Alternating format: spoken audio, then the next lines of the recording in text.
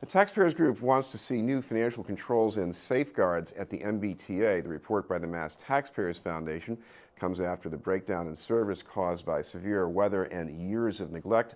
Some observers blame the problems on a lack of funding, but the foundation says there's a need for better management and at least a temporary freeze on T expansion. To tell us about the report is our guest from the foundation, President Eileen McAnneny. Thank you very much for being with us, Eileen. Good afternoon. I guess one of the things you want to do is have somebody who's independent look under the hood and see what's going on there.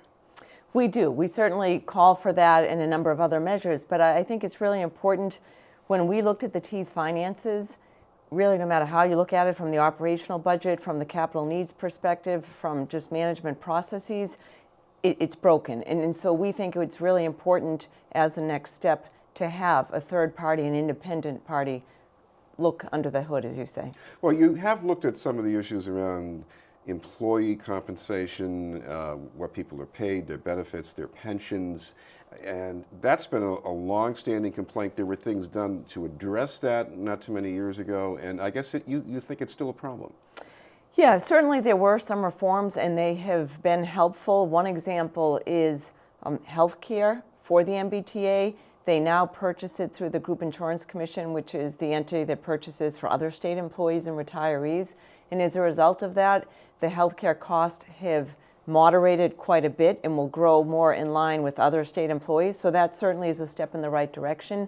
But one of the issues, folks at the T can retire after 23 years. So you could be 43 years old and retire and get full health benefits for more than 2 decades before you would go on Medicare, and that's a pretty costly proposition.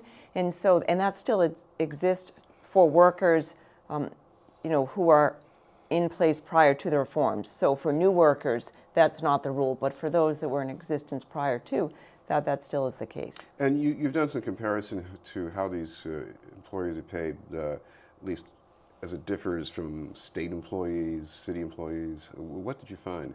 Well, so we think a lot of that is driven by the fact that they have binding arbitration. And so we point out in the report that after the fiscal crisis in 2008 and in a few years thereafter, state workers were getting on average a 1% increase or flat pay increases.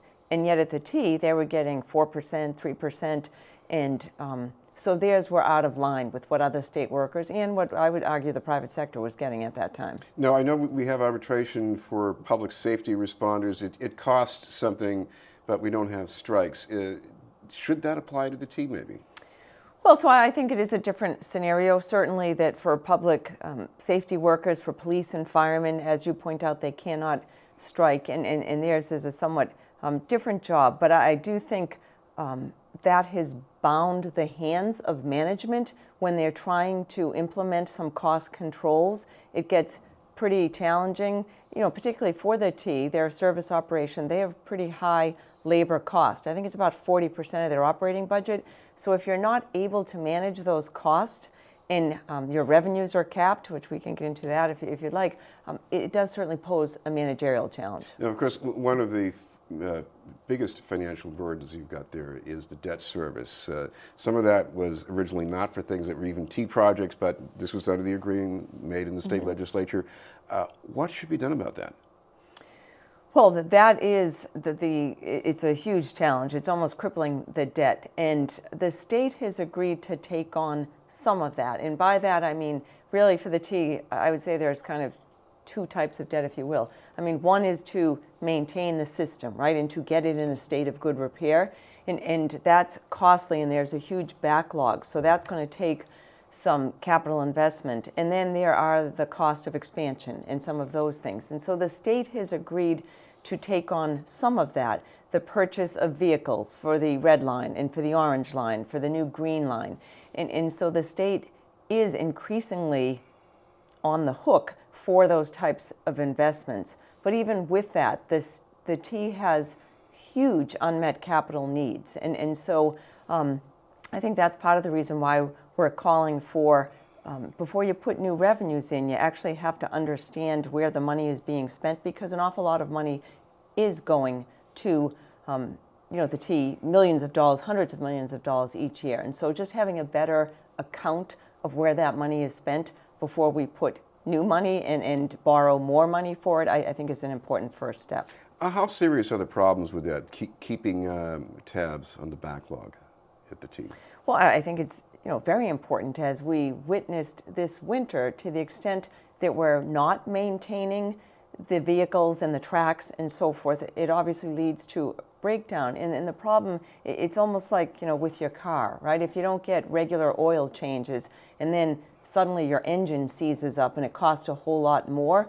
The same can be said for the T to some extent. So to the extent you're not maintaining things on a regular basis, then the maintenance costs grow, the problems are exacerbated, and things just get a whole lot worse and more expensive. Your report also says there should be a look at possibly changing the governance of the T in some way. And right now it's pretty much a subsidiary of whoever is the governor.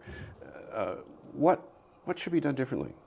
Well, so it's interesting. I'm certainly not an expert on the T's governance, but my understanding is that the board is not subject to the control of the Secretary of Transportation and is independent. And so I think that does pose a problem, and I think we would like a little more accountability and perhaps having the board serve coterminous with the governor so that there is more oversight, there is more transparency, there's more accountability, and the like. We think that's an important step. Because I should point out, because we do have these holdovers from the previous governor, and they could be in there for a long time before they could be swapped out. Yeah, so I think that, I think my understanding is that he has one appointment on the board now, and so it takes several years before you actually have appointed a majority of the board and can have some sway over it when you're the governor. So I think having a situation where the governor does have more control but more accountability is the way to go. What about the expansion issue? We've heard on one extreme that the T is just badly overreached here, and on the other hand, we're hearing that you need to do things like increasing capacity at South Station if you're going to have efficient service that will keep the customers coming. How would you draw the line? Well, so I would look at it a little differently, and I think our purpose of having this report was certainly to do a deeper dive into the finances with the hope of jump-starting the conversation about what a 21st century public transit system looks like. And while we say we shouldn't have expansion for the remainder of 2015, we don't mean that there should never be expansion again, certainly. But what we do think is it's really important to understand the implications of expansion, because not only does it cost to build the tracks and buy the vehicles, but then to maintain the system, and we already are having a tough time maintaining the current system. So to build upon a system and have no real means to maintain it is a problem, and probably not a wise investment. But the other thing is it has an impact on the operating budget. So you have to pay more people to drive the trains, to service the tracks, to clean the cars, and to do all those things. And so there are huge implications on the operating budget and their ongoing cost. And we really need to have a conversation and understand what are the implications of expansion and how are we going to pay for it, and is there sufficient money? And then I think that we need to have those conversations before we engage in more expansion, because at the end of the day, we want to make sure at least the core system is functional and working before we have an expanded. Thank you very much for being with us. Sure. From the Mass Taxpayers Foundation. Thank you. Eileen McAnneny. Up ahead, we'll have reaction to plans to close West Roxbury Academy from students and a teacher.